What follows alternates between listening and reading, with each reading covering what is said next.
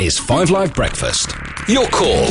And now we bring you Joyce and Morecambe and a man called Charles Kennedy, but not the Charles Kennedy you might expect. He's a man who's a businessman, Charles Kennedy, who runs a record label. Good morning, Charles. Good morning. We also bring you Lord Liddel, a Labour peer who served as an advisor both to Tony Blair in Downing Street and to the President of the European Commission in Brussels. Lord Liddel, good morning. Good morning to you. And we bring you Nigel Farage, leader of the UK Independence Party. Nigel Farage, hello. Good morning. Are you still, Lord Liddel, are you still, in terms of the euro, a believer? Oh, I think the euro itself has been an enormous success. It's now I beg your pardon? It has been an enormous success, and I think that a lot of what I've been listening to on your programme is just not true. You know that this is the world's second largest currency. Inflation is lower than in Britain by quite a considerable margin. And as far as the northern European countries are concerned, they're growing much faster than we are. We are still stuck 10% below the level that we fell to in 2007-8. Should we have joined? Germany's recovered much faster. Should we have joined back then when it was on the table? Well, I think that in retrospect, no, because our economy was we were in the middle of a speculative property bubble, and that would have made problems worse. But I don't think we should rule it out for the future. I think we should look, the euro will, I have no doubt, sort itself out, and in some years to come, I think that this will be a very big question for Britain whether to join. Nigel Farage. Well, Lord Liddel, of course, is in receipt of an EU pension, and therefore I'm not actually. Well, you'll be getting one in a couple of years, won't you? You are in receipt of a big EU salary, Nigel. But we see this with the House of Lords and everything. People who have earned their living out of the EU standing up and supporting it. Look, the euro was never going to work. This breakup, this disaster was inevitable. You cannot put countries as diverse as Greece and Germany together in a single economic and monetary union. But I would suggest that what is going on right now is there is now a north-south divide that has occurred within Europe. In the north, we're seeing a democratic rebellion, with a party in Finland just the other week almost winning the general election, calling for Finland to leave the euro. More seriously, in the south, in countries like Greece, we're seeing austerity packages being put into place without the compensation of a devalued currency, and we're heading towards anarchy and perhaps even something more serious than that. So, Lord Liddel, you say that it was wrong for us to go into the euro. Was it not surely then wrong for Greece and Portugal and yes, Ireland? I think it Italy was. I think. Who was it right for? It was right for most of the current members of the eurozone. What again? Portugal. You see, Greece, Portugal and Ireland represent 6% of the total output of the eurozone. We are hearing a lot of talk about the troubles they're in, but they're a tiny proportion of the eurozone. So it was right for Germany. Could I also correct something that Nigel Farage says, because I don't think that people should be allowed to get away with factual inaccuracies.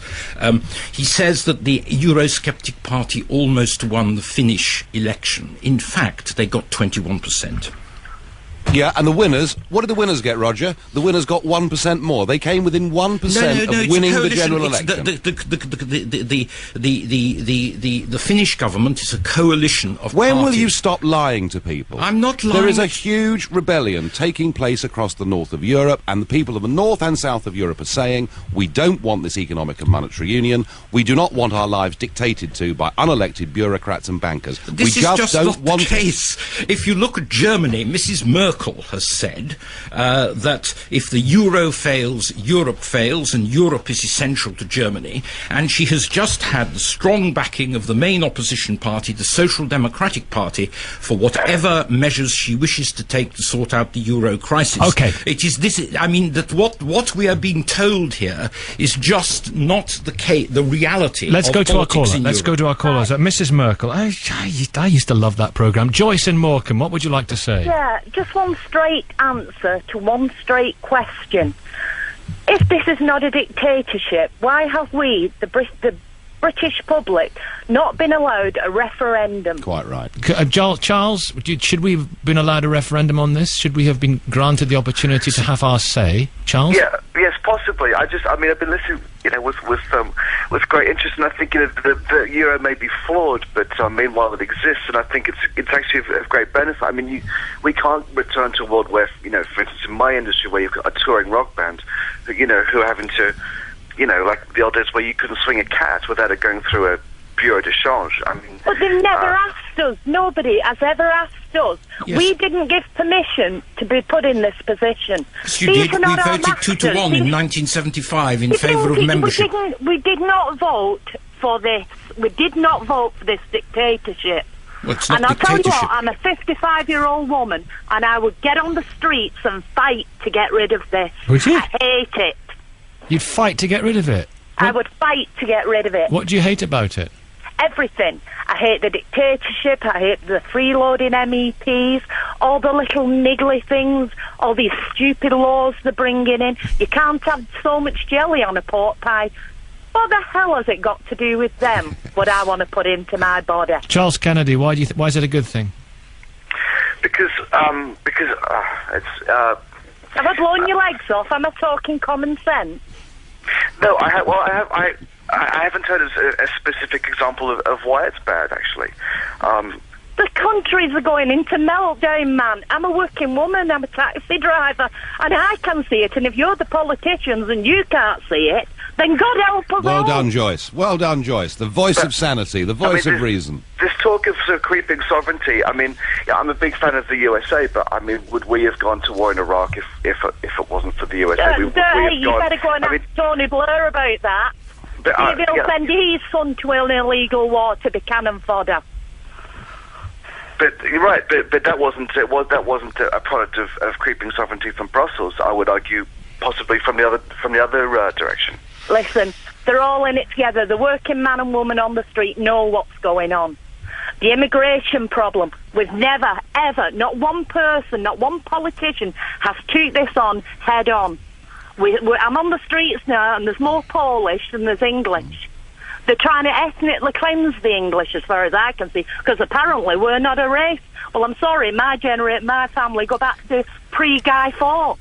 You know what I mean? But do I not exist? Do you agree with Monsieur Farage? Joyce, I love you. You're wonderful. You're talking good common sense, and you're now the majority. You represent the majority of the British people. We need a referendum. And do you agree with her that the English should be recognised as a race? The English Nigel should be Farage? recognised as a country. We need an English Parliament. We need a new relationship with Scotland and Wales. We need to stop massive open border immigration and stop EU bureaucrats telling us what we can and can't. Lord Liddell, you've got 10 seconds, Lord Liddell. Is Nigel Farage in favour of stopping the 1 million Britons who live in other parts of the European Union having the right to do Roger. so? They're retired. But is he stopping? Are you stopping them There having are by that a right? majority of 4-1. Is 5 Live Breakfast.